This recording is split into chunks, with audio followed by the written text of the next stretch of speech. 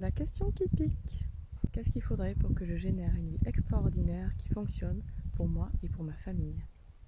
C'est une question spéciale vacances, en direct des vacances dans le Périgord.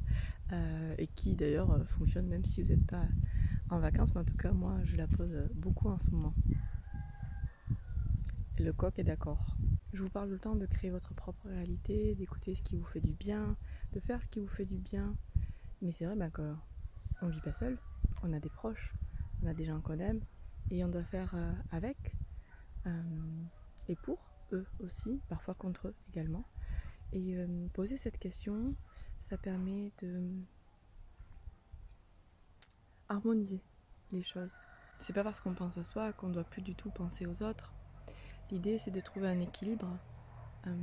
On dit souvent dans le développement personnel qu'il faut se faire passer en premier, et c'est vrai, de s'aimer d'abord, de se faire passer en premier, de satisfaire d'abord ses besoins pour être capable de satisfaire correctement ceux des autres.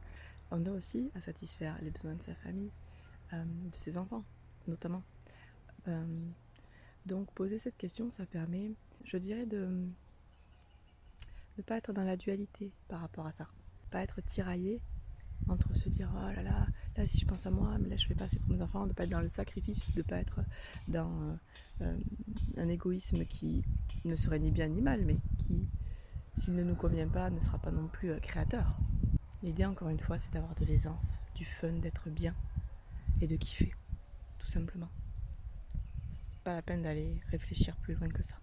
Donc je la refais, qu'est-ce qu'il faudrait pour que je génère une vie extraordinaire qui fonctionne pour ma famille et pour moi. Et bonnes vacances si vous l'êtes toujours. Nous on en profite, regardez les petits champs derrière.